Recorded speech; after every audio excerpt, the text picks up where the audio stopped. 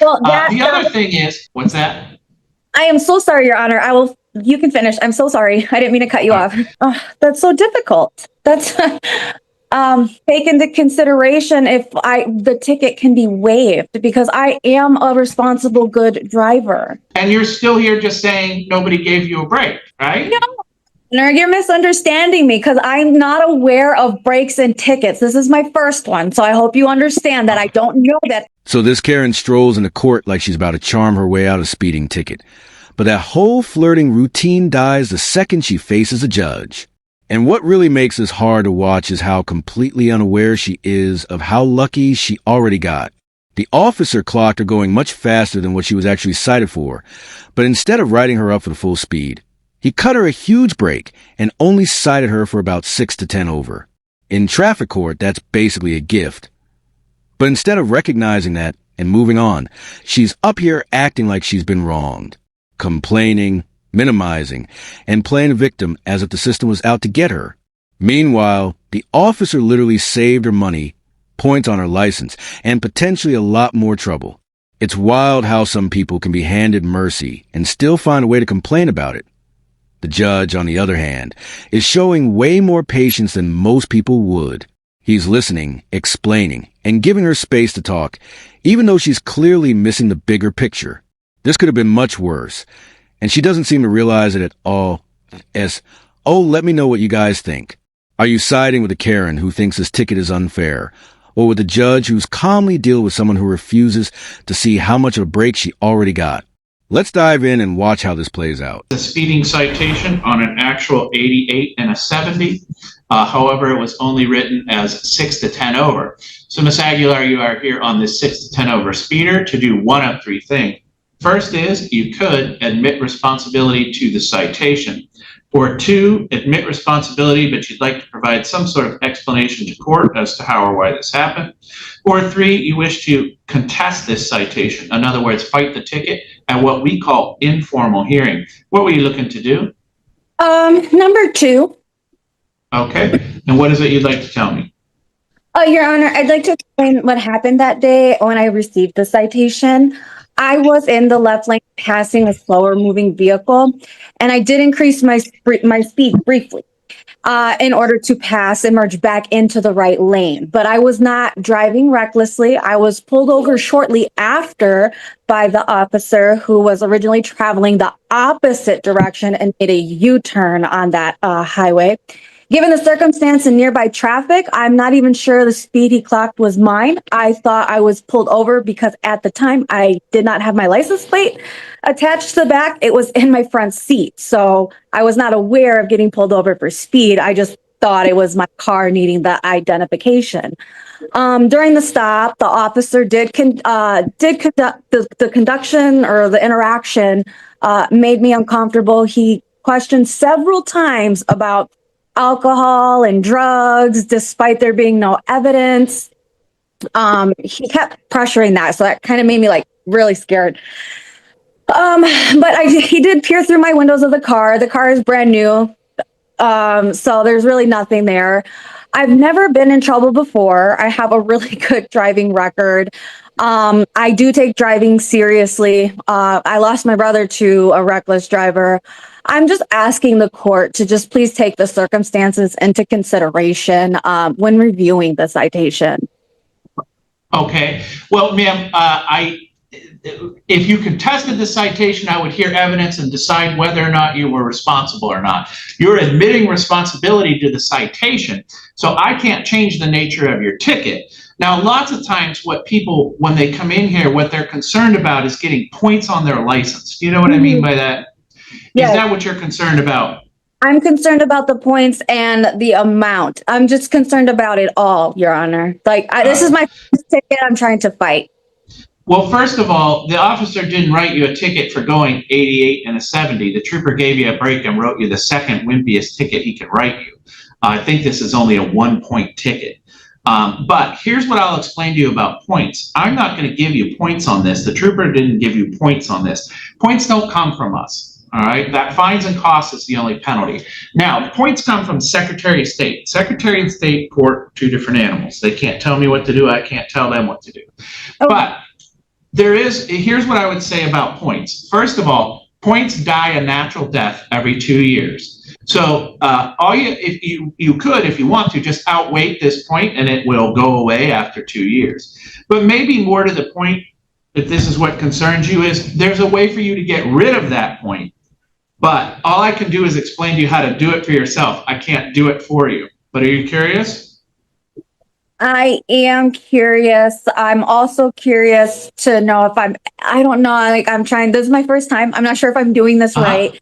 Trying to fight it. I'm just agreeing with the officer. I honestly don't even remember that day how much speed I went, because like I said, he was traveling opposite and there was multiple cars and he was behind another car. Here's a couple of things I would tell you. First of all, we do not mind people coming in here and essentially saying, look, I don't know what I'm doing, but I want to see what happens. And this is what I want. The first thing first is, when you're telling me I thought I got pulled over for no plate, that doesn't make a lot of sense, because the trooper, if he's coming at you the opposite way, he wouldn't know you didn't have a plate on the back of your car. So to spin around on you and pull you over is probably for a moving violation. Well, the other thing is, what's that? I am so sorry, Your Honor. You can finish. I'm so sorry. I didn't mean to cut you off.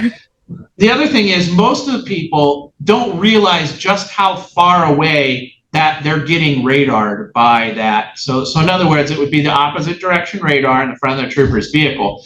Yes, you likely got radared when you were passing someone, and that's why it was 88. I will tell you this, though. The actual law is you still can only go up to the speed limit to pass somebody. That's how slow somebody's supposed to be going for you to pass them. You were allowed to go up to 70 to pass, but passing is not an exception to the speeding rule. You still only can go the speed limit.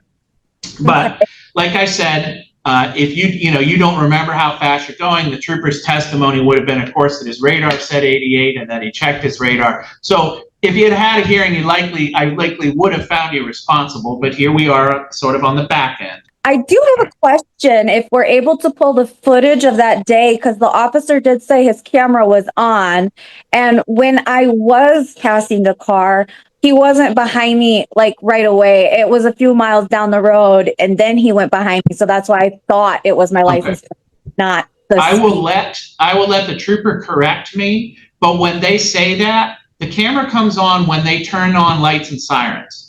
So it wouldn't have been on coming at you when it caught you speeding, and then he looped around on you. And then if to pull you over, he put his lights on, that's the camera footage he'd have, not of the speeding incident. Can he pull that's so difficult. That's, since there is no proof and he said I was going 88 and I'm just agreeing to it, what do I do, Your Honor? I get wanting to fight a ticket, but this is honestly the worst possible way to do it. Her attitude alone is enough to sink any chance she had of walking out clean. You could actually see the judge bending over backward to stay calm and respectful, which somehow just makes her constant whining stand out even more. And that's saying something, because this judge might be one of the most patient ones you'll ever see. What really hurts her case is when she straight up admits she didn't even know how fast she was going.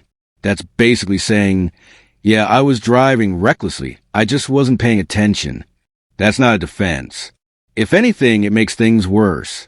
The officer already did her a massive favor by lowering the speed on the citation, which saved her money, points, and bigger consequences. At that point, there's almost nothing left to argue, and the longer she keeps pushing, the more dangerous it gets for her. Judges do not like having their time wasted, especially over what's essentially a warning ticket in disguise. Keep pressing, and you risk turning a small problem into a much bigger one. That what this really feels like isn't a fight for justice. It's a need to feel right. And that's the classic playbook here. Argue until you think you've won, even when the facts clearly aren't on your side. So what do you guys think? Should the judge shut this down now, or keep letting her talk and dig herself deeper? Oh, you could fight the ticket, but like I said, I know what his testimony is going to be, and your testimony is going to be, I really don't know how fast I was going. So but there's not much. You just said he didn't have. You just said that there was the radar he can't prove that radar was my car when he was trying. No, ma'am, that's sort of a misunderstanding. Proof comes in many different forms, right? Now, Yes. if he had video footage, right, that would be one type of proof. But his testimony is in fact proof because he would be under oath and he would testify as to your speed. That is proof. And for mine, can I be under oath and testify? You would be under oath as well, but your proof would be, I really don't know how fast I was going. I just don't think I was going that fast. Which one of those two proofs sounds more firm and that I would go with at the end of the day?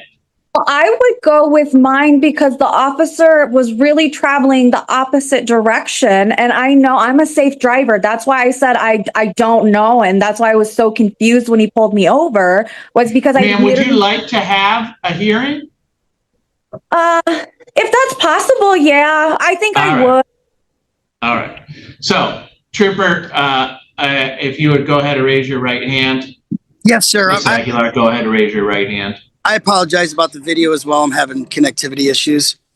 That's all right, as long as I can hear you. You swear or affirm any testimony you give here today would be the truth, the whole truth, and nothing but the truth? Yes, sir. Yeah.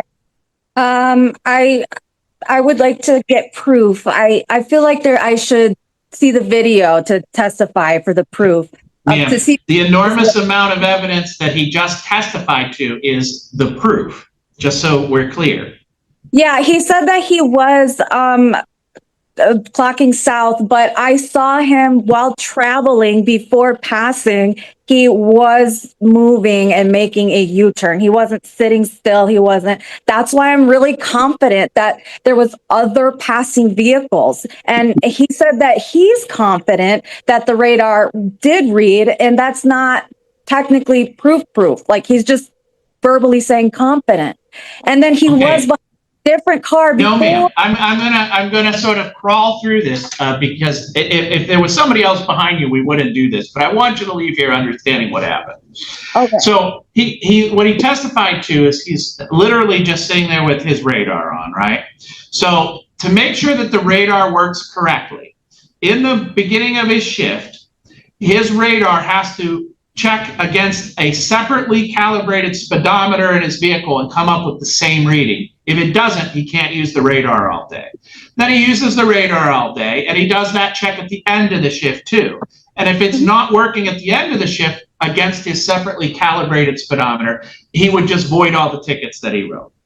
Right. So the first thing he said is visually he sees your car, right?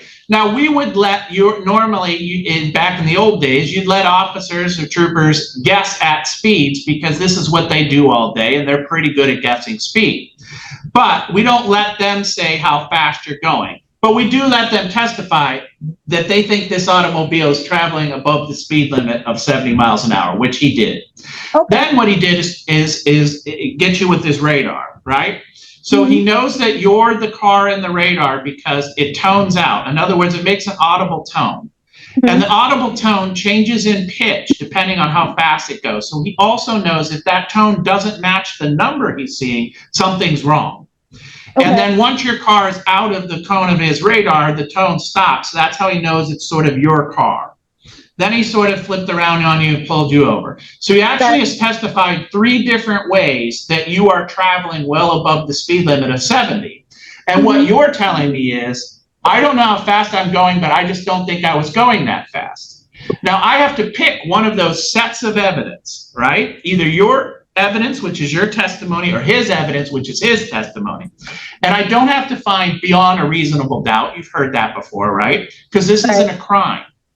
The standard for this, because it's a civil infraction, is you likely did it, 51%. So when I weigh all his evidence and testimony versus essentially the lack of evidence and testimony on your behalf, of course I would find it is more likely than not that you were actually speeding. You were actually going faster than the ticket you were written, but you were at least going 6 to 10 over. And that's why I would find you responsible. If you're searching for more than that, or that doesn't feel like a sufficient explanation to you, I don't know what else I can do for you, ma'am. That's how this works all day, every day. I understand, Your Honor. Is it possible confirmation from his radar to make sure that it was working accurately that day for me? Well, she really just doesn't get it. And that's what makes this so painful to watch. The fine is small, the points barely matter, and this whole thing could have been wrapped up in 5 minutes. If money was actually the concern, dragging this out or hiring a lawyer would cost her way more than just paying the ticket and moving on. But instead, she's acting like she deserves even more breaks than the one she already got. That entitlement, plain and simple. And then there's a classic, the radar was wrong excuse. Modern radar guns are extremely accurate, even when the patrol car is moving. Courts have upheld this over and over again. Unless there's proof the radar wasn't properly calibrated, it's valid evidence. On top of that, the officer already cut her a huge break by lowering the speed on the citation. So fighting this now is like arguing over a coupon, while the cashier is already giving you a bigger discount for free. It makes no sense at this point. It's not even about the law anymore. It's about attitude. And the judge clearly sees that. The more she argues, the worse she makes it for herself. So I'm curious, do you guys think people like this actually believe their own excuses? Or do they just enjoy arguing for the sake of it? I mean, I could have him testify to that, but we're going to wrap things up here. Every, I think, 90 days or so, a tier 3 operator checks the radars, and then every 120 days, a tier 4 operator checks all the radars of the car. And if there's any problem with any of the radars, they take those out of order. And there is some sort of maintenance logbook that the state police keep for that. You probably could subpoena those records or ask at a formal hearing that somebody would bring those records in. But at informal hearing, I would not expect the trooper to be familiar with those records at this state and time. Just know that there is, in fact, a method of continuously checking these radars that if there are problems, they're taken out of circulation so that they're in circulation is sort of the prima facie evidence that against that set of checks, they are working. Thank you, Your Honor. I just want you to sense? that I wasn't driving recklessly. I was just passing. I do apologize. Ma'am, reckless driving is actually a crime. There is a whole charge for reckless driving. That's not what you have. You just have a charge of speeding, like lots of people do. Take into consideration if the ticket can be waived because I am a responsible, good driver. And ma'am, here's the problem, right? If what we did was judge everybody who gets a ticket on whether or not they're a good driver or not, that would be incredibly unfair. So bad drivers are just automatically responsible for their tickets because they did it in the past, or good drivers couldn't possibly be speeding because they've never got a speeding ticket before. That's sort of not, I mean, it's scary that that would be how the legal system works, right?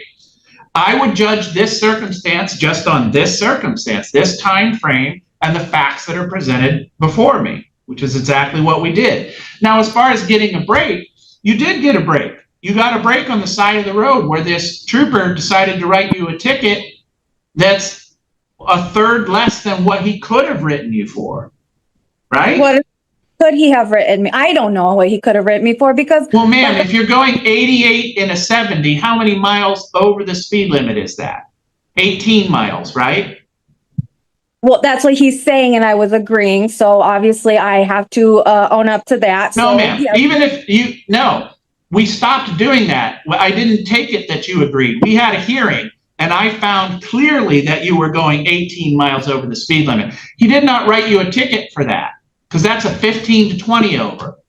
That's not what you're here on. That's not what I just found you guilty on. I found you guilty on a 6 to 10. He could have written you a 10 to 15, and you would have been responsible on that. He could have wrote you a 6 to 10. He could have wrote you a 1 to 5. He not only gave you a break 1 down, he gave you a break 2 tickets down. And you're still here just saying nobody gave you a break, right?